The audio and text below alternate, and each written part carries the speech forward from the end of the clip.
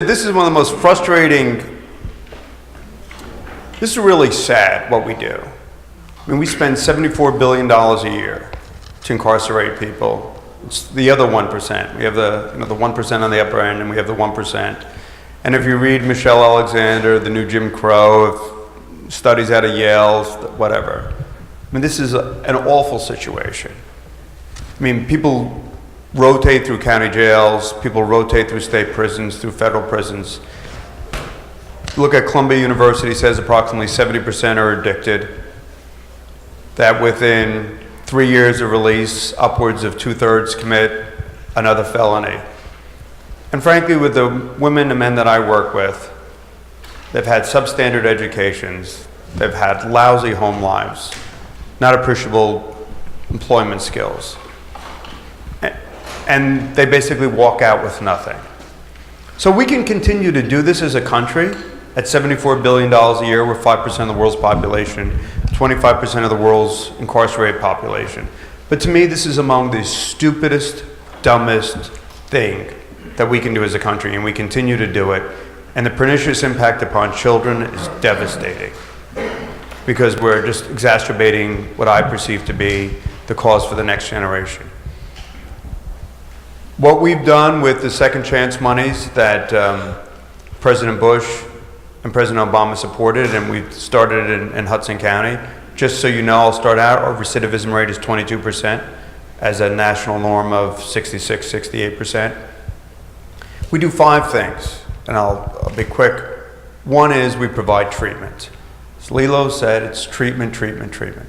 If 70% of the people behind bars are clinically addicted, DSM-4, well, if you don't effing treat them, they're going to pass through those jails and prisons, they're going to come out and they're going to run and they're dope and they're going to gun, and nothing's going to change. So you have to provide clinically based treatment in accordance with NIH protocols. That's best practices, that's medical care, that's Vivitrol, blockers, etc. Second is housing. People come out and they have no place to go. You have to provide sober, structured housing. And the problem is you can't mix populations. You can't have the person next door doing a bag of dope and they're on Section 8 and the person on, no, you have to have sober, structured housing, where frankly people piss in a bottle to determine whether it's hot or whether it's clean, and that you have structured housing. Everybody in our housing program gets up in the morning, everybody makes their bed, everybody has breakfast, everybody goes to school or goes to work. I mean, this is like, Jack McGreevey boot camp time.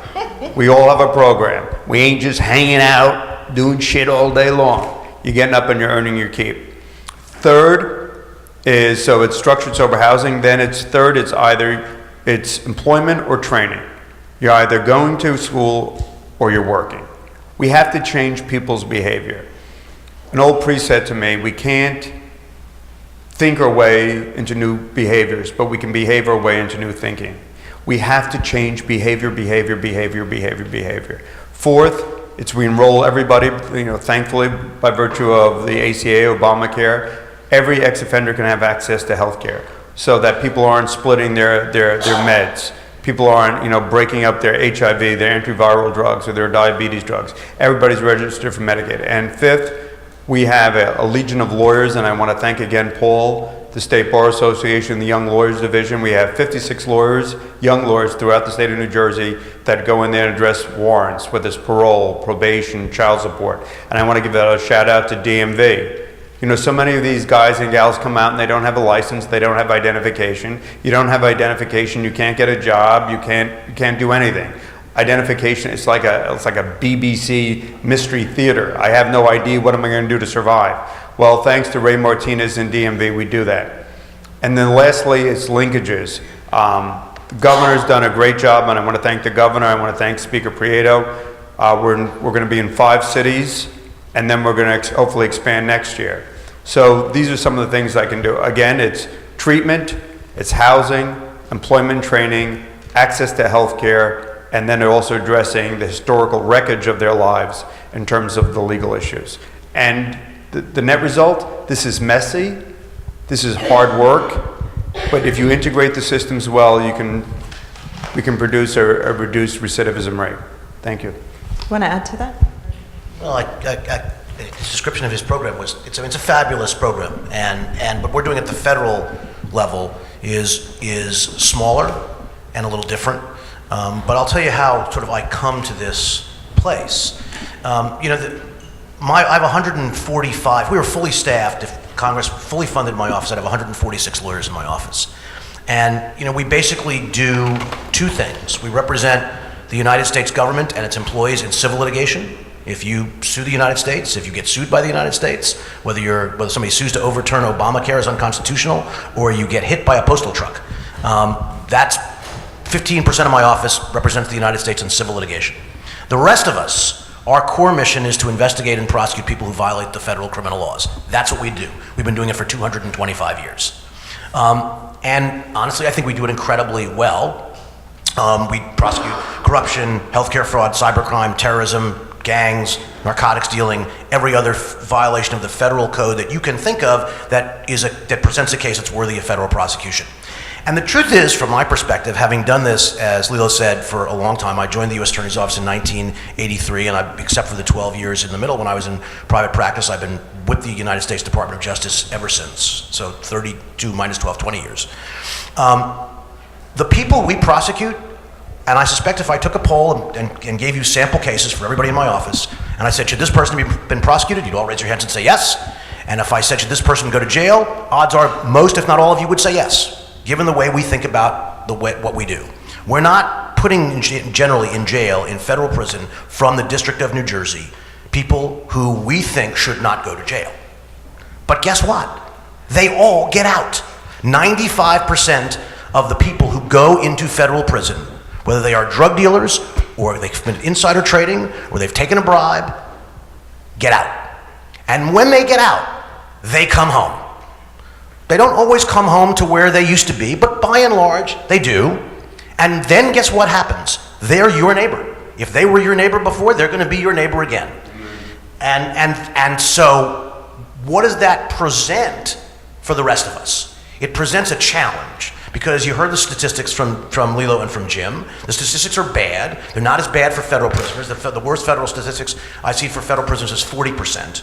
And the truth is, most of those will not be the white-collar criminal defendants, because the white-collar criminal defendants in federal court generally come back to a relatively intact family structure, probably have more money, probably have friends who are not criminals, and they have something to come back to.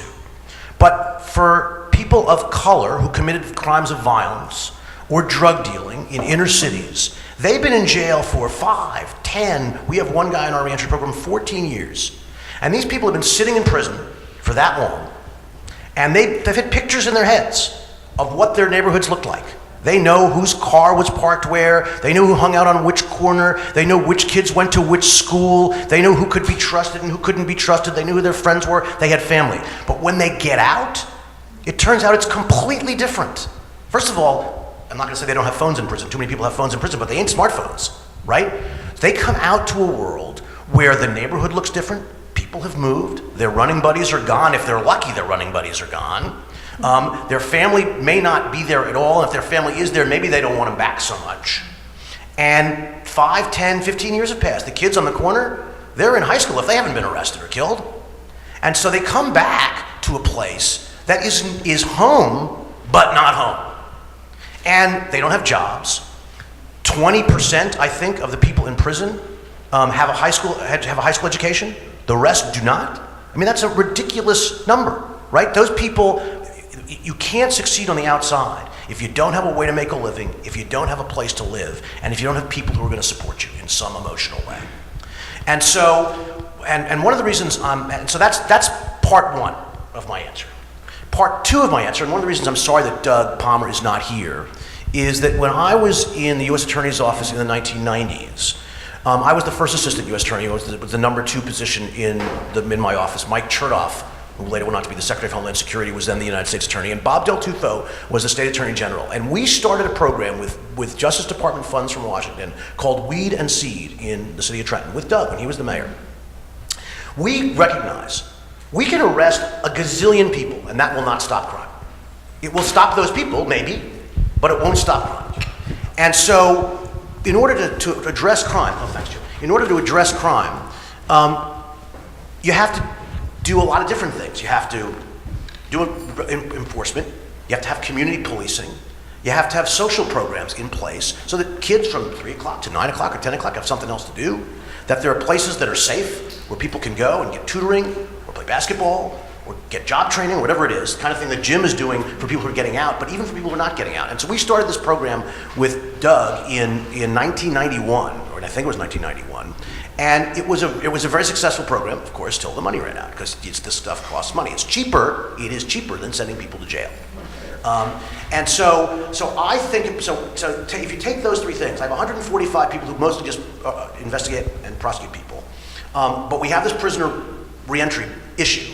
And I understand that, as do the people I work with, U.S. attorneys across the country, that we need to do more than just arrest and incarcerate. That leaves me with basically able to start a program in federal court, leading us to start a program in federal court called Project Renew, which is the first federal reentry court we've had in New Jersey. It's not the first federal reentry court in the country. I'm happy to admit we shamelessly stole the entire architecture from the U.S. Attorney's Office in Philadelphia, who've been doing it for 5 or 10 years longer than we have. But basically what it is, the way it works is we get lists of the people who are getting out of federal prison who are coming back here. One of the interesting things about federal prison is if we convict somebody of a crime, whatever it is, there are only 2 federal prisons in New Jersey. There's Fort Dix and there's Ferreton way down near Vineland.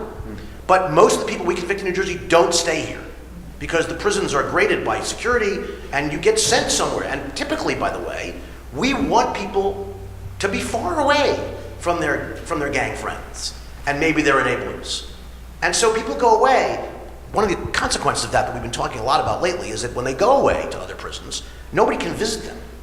And I actually have a former client, this is an aside, who was convicted. I did not represent him at trial, I'm quick to point out, but he was convicted at trial of tax evasion. And he was in West Virginia. He was in the prison in Petersburg, West Virginia. And he has a lot of money, and his wife was able to visit him almost every weekend on a charter plane. And, right? But he lives in, I'm not gonna tell you where he lives or his name, but he lives in northern New Jersey, has an intact family structure. His wife visited him all the time. She was in the waiting room of that prison every weekend. She would talk to the other wives, because it's mostly wives in the waiting room. When was the last time you saw your husband? Oh, it's been 9 months. I can't get here. I don't have any money. I have a job. I got 3 kids. I can't visit my husband every weekend. And so when that husband comes back, then marriage isn't so great anymore. Maybe it wasn't so great to begin with, but it's certainly not going to be great now. And so one of the things we're starting to think about is where people should go and who needs to be far away and who doesn't need to be far away. But in New Jersey, there are only 2 prisons. So most people who are coming back, we get a list, they're coming from somewhere else. And so we get a list and we identify bad ones. People who are more likely to be high on the recidivism scale. Not the guy who made $1 million doing a Ponzi scheme, but the person who, for most of his, and almost all hims, most of his adult life, and maybe his juvenile life, has been somebody who has been a drug dealer or a violent crime, doing that sort of stuff, and is likely to have nothing else to come back to but that. And those are the people we want to, because those are the people where we believe that we can make a difference when we intervene. And so we identify them and we pitch them. We say, look, here's the deal. When you get out, you're going to have 3 years of supervised release. It's kind of the equivalent of parole. There's no parole in the federal system anymore, but it's the kind of equivalent of, you're on probation after 3 years after you get out of jail. And if you do well in our program, we will give you a year off that supervised release. That's an okay carrot. It's not a great carrot, but it's a carrot. But what we really offer them is intensive supervision involving job training, helping them find housing, social services, and a bunch of other stuff, so that when they get out, they're not left to drift and hang out, as Jim said, doing other stuff, right? I'm not going to say the S word because you're a governor, you can say it, but I'm not going to say it. So that's our program. We graduated the first 6 in the summer of 2014. We graduated the next 6 in the summer of 2015, but it's small scale. And it's small scale because we just don't have the horses to make it bigger, right? We're out to start a second reentry court. So we're gonna have 2 judges doing this. And the way it works is every Tuesday at 5 o'clock, you can come watch. It's a public proceeding. Every other Tuesday at 5 o'clock, these 15 or 20 folks troop into courtroom 2A, courtroom right? 2A in front of District Judge Madeline Cox Arleo. They troop in, they sit in the back in the spectator section, and one by one they walk up to counsel table in the middle of the court. sit down next to the probation officer who runs the program. There are people from my office sitting at the other table with the public defenders. It is not an adversarial proceeding. You've never seen something like this in a courtroom. And the judge looks down and says, Mr. McGreevey, how you doing today? Did you find that apartment? How's your wife doing? Are your kids in school? Did you make it to your graduate school last week? Whatever it is, she asks. And then the last question she says, what else can we do for you? What else can we do for you? Think about that. A federal judge asking somebody who just got out of jail, how can we help you succeed? It's a remarkable, remarkable event.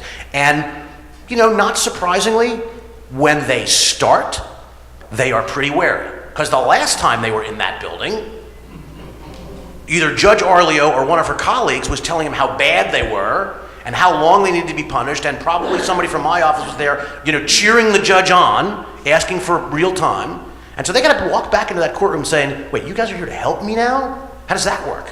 And from our perspective, we're kind of wary too, because we don't really know these folks all that well. We know a little bit about them, but we don't know whether they really are primed to succeed, whether they really want to do this, whether they're going to work hard.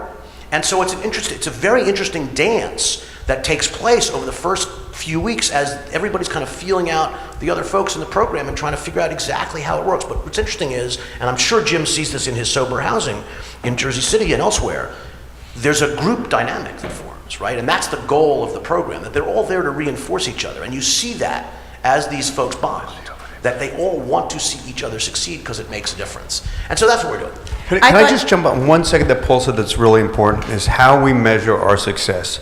Paul said as the reentry court, we have a different measurement. And when I first came out of law school, I was an assistant prosecutor, and then I worked for the parole board. Assistant prosecutors, what do we want to do? We want to post prosecutions on the board. What do we want to do in parole? We all have a measurement. And I think what the U.S. Attorney said is very important. In Hudson County, we're now thinking differently. The goal is, how do we reduce recidivism? So it's not necessarily the public defender just wants to get somebody released. No, we want to get somebody released with proper IOP for drug treatment. We want to make sure they have a housing alternative. We want to make sure they're in a workforce program. What does the prosecutor do? The prosecutor just doesn't want to put somebody in jail gratuitously. Let's see if we can put them, instead of a jail for 12 months, we can put them in a drug treatment program. So we're changing, this sounds simple, but it's profound, that when you change the matrix by which you determine your success or failure collectively, you do break down that individual perspective from the prosecutor, from the public defender, from the court, from drug court. And I think that we need to measure our success differently. I want to read this quote, which is actually something that you, I believe, said at a conference you organized 2 years ago. It's a small world here. But I thought this was very profound, and it sort of speaks to this unique point. Former offenders are at a unique crossroads, poised to become law-abiding contributors or frequent flyers in the criminal justice system. They need to know the path of redemption is theirs to choose, and that they will be supported on their journey and their decision to leave what is familiar and trade it for the prospect of a better future. And I think it's, that... I said that? You did. It was very profound. Actually, I think Matt wrote it. No. Matt, yes. No, but I think that there's something about that to me that is very important. It's that it is changing the culture. But I want to move to sort of that impact on cities. And this is something, Jim, that you felt, I would say, pretty acutely recently when the Governor McGreevey was working to expand the Jersey City program that he runs into another facility just up the street from where they already have a day program. And the community pushback was, I think, surprising to some of the people involved. Can you talk a little bit about that and what you learned and sort of how we talk about this with the wider community to get that buy-in that's needed and to convince them, in a sense, of the benefits?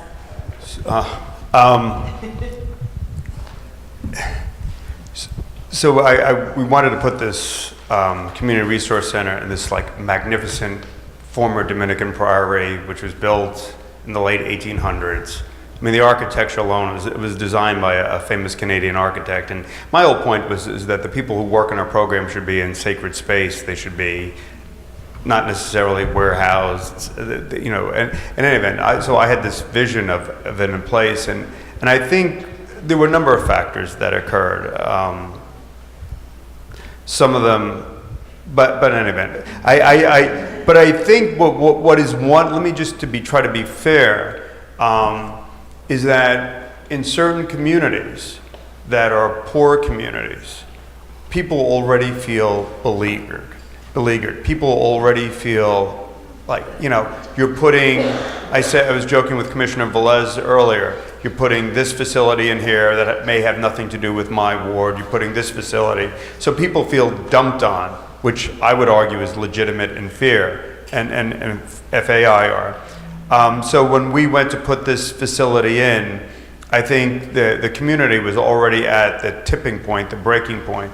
And so I respect that. I'll just say, you know, ex-offenders, it's whether you talk about disabilities, developmental disabilities, you talk about access to health care. You know, I was just recently, and John Kufos is my deputy director is in the back. We were just down in a county, in a all-white county. I should have had Republican in New Jersey. Of course. And I was talking about, you know, the need for our program and addiction with an elected official who told me this incredibly painful story about addiction. Somebody close to his life. And he basically ended the quote and said, by the way, Jim, when this comes up for a vote, there'll be 5 votes against and I'll be one of the votes against. And I'm like, say what? And just like, you know, and the point is that there's still, you know, there's still this scourge, this stigma. So there's not only NIMBY, but I think for many of us, people are very fearful of ex-offenders. I think not just in, like, you know, the white suburban community or mixed communities or communities and communities of color. And so it's almost as if, you know, instead of the scarlet letter A, there's a scarlet letter F. And we have a basic decision to make. Either we're going to help people be integrated in society with housing and employment and addiction treatment, or we're inevitably going to continue to repeat the cycle over and over again, and it's painful. I'll just leave you with this one thought. That night, we had, and it was taped, this young man, Tariq, who, John, how many years did Tariq do? 6 in his last semester, about 15. Yeah. 3 years. Tariq was there. Got his dreads on, he put on his best shirt. And a woman from the community, who probably was well-intentioned. Oh, my favorite was there was somebody who actually had done time for murder but came out against having ex-offenders in his community. But Tariq, this woman was yelling at him, like vociferously. And Tariq's like, I'm trying to do the right thing. Like, and he is doing the right thing. So all that I would ask is people to understand that people who want to work with parole, who want to work with reentry, that's not the problem. The problem is the knucklehead kid with a hoodie who's carrying the heat, who's running around, who's not participating. So if people, by virtue, dint of their performance and their commitment, are doing what's right, we have to get past this psychological divide. And we have to reward people, frankly, for good behavior. We have to reward people when they're trying to do the right thing. I'll tell you, it was painful for me. It was painful for the people with whom I have the privilege of working for, and it was painful for the community. I will say this, it was honest. It didn't end the way, frankly, I would have wanted to, but I think there has to be a recognition that if people are trying to do the right thing, we need to yield to be supportive. Thank you. Any thoughts on community, how you get the community to accept this and work with them? So it's not, one of the few people on this panel has worked a lot with going out in communities and doing that. I don't do that so much. But I do think that I've always believed that there's a sort of a Nixon going to China phenomenon, which is, we were able to establish diplomatic relations with China because Nixon, who was such a staunch anti-communist and was perceived as somebody who was not soft on communism, could see that as a foreign policy matter it was the right thing to do and he could go and that would carry credibility. I do think that people in law enforcement, whether they're cops or corrections officers or prosecutors, who come to this dialogue and say, look, I'm all about putting people in jail. I get it. I know why a lot of people should go. But that's not the only thing we should be thinking about. I think we add value to that dialogue because we come at it from a perspective that people won't necessarily think is what we would perceive. And so one of the reasons I've been so interested in participating in this dialogue is I do think that when people from federal law enforcement generally, me in particular, just simply because of the office I hold, can have a conversation with people and talk about the importance of a topic like this, I actually think that hopefully adds some resonance to the dialogue. I think that's a great point, and I think it's also a convenient segue. I wanted to mention that one of the things that I also find interesting about this topic is one of these unique areas where Governor McGreevey and the group that he works with, the folks, the population that he works with, have sort of come out on the same side of the issue as Governor Christie. And this is, not always the two sides that would see eye to eye necessarily. Governor Christie has, correct me if I'm wrong, but been extremely supportive of reentry programs. He has committed $3.5 million to expand the work that Jersey City is doing to use that model for other cities. And he's created this reentry corporation. Tell us a little bit about that. And as a reporter, it's hard for me not to be cynical and say, geez, $3.5 million, wow, thanks a lot. And what is 6 governors talking about it at a table going to do? But tell us how I'm wrong. Sure, Lee, it's just, the governor always says that, Jim, we have one thing we agree on. And I said, that's enough. And so I think a couple of things. One, as Lilo said, we have the parole population. So we have everybody that's coming out of state prison. We have the probation population. So there are about 120,000 people in county jails. And with the advent of the parole bill in 2017, about 80,000 of those will be released because they're nonviolent offenders. Then in addition, we have the drug court population, and then we have the max out population, people that have maxed out of state prison and or federal prison. So that you have different populations that are coming back. And frankly, as the U.S. Attorney said, as Paul said, with the exception of what he's doing in the federal district court, looking at the totality, the only real source of support has been traditionally parole. But that doesn't apply to county jail. That doesn't necessarily apply to max outs. So what we're looking to do in the Reentry Corporation and with our former governors is to provide for integrated services. Let me just say to everybody who gives a damn about their taxes, these programs they already exist. Funding already exists. So say, for example, when I talk about addiction treatment, money for addiction treatment is either through I don't want to get too much in the weeds, through SAMHSA, the Substance Abuse Block Grant, or through the Affordable Health Care Act. Money for housing can already come through welfare, through the county welfare system. Money for employment and training can come through the Workforce Investment Board, DOL. Medicaid, obviously the Affordable Care Act, and thanks to John's efforts, what we do with the Lawyers to Clean Up. So what we do is we integrate services. I think the most important thing that we do is provide for case managers. If I were to go out, when I worked in Harlem, and especially if I was with a legal immigrant, and I went to New York trying to get an identification, I would have smashed my head against a glass wall and jumped because there was no way I could have gotten an identification. You can sit in these centers for months, weeks, and they just, are like, just die and go away. So if I can't get these services, and how is anybody coming out of prison going to get these services? Nobody gives a shit. Go away. You happen to have an F on your, goodbye, good luck. So what we do is, our job is to be advocates. Everybody who walks through our building, whether you're a vendor or you're a client, we're there for you. We fight for you. We just have a kid right now, Mark, this young kid, who ironically got into a program at Columbia for Second Chance, and I can't get him housing. It's just like, well, he doesn't admit this, and on the third moon of Leo on that, and now that he's got into an educational program, now he's precluded. I'm like, WTF? Like, what? Give me a break. And so what we do is we're advocates. So you walk through the door, it's one-stop shopping. You're going to get your housing, you're going to help with workforce development and training, we're going to make sure that you continue to receive your treatment. You walk through that door, you have an obligation and responsibility, and I have an obligation and responsibility. I'm going to make government work for you. And so that's what we're doing with the Reentry Corporation, with the centers that the governor and the Democrats have provided, both in the state legislature, Republicans and Democrats. And again, this isn't a nonpartisan issue.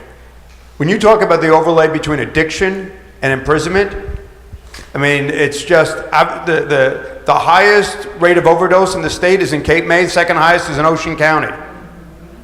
And that's what's happening, that's the reality. I mean, maybe it was convenient to ignore it when it was a quote urban, read black, African-American problem, but this is a New Jersey problem. And so I think these reentry centers are going to be helpful in providing those services. What about on the federal level? What else can we do? How can we expand programs like Renew? So it's hard. We've just started a reentry court in Camden, and I mean we have 3 offices. There are 3 federal courthouses: Newark, Trenton, and Camden. 80% of the people who work in my office, 75% are in Newark, and then the rest are in Trenton and Camden. It's a much smaller scale. So we started a reentry court in Camden. It started about 2 months ago. 3 months This is ago. modeled on the one. It's exactly the same as the one we're doing in Newark, and then we're starting a second one in Newark. And honestly, one of the things that we're hopeful is that because Jim's folks are about to open in Newark, we're going to try to plug into their services. Because really, the problem for us is I can't get grants from the federal government to open on the federal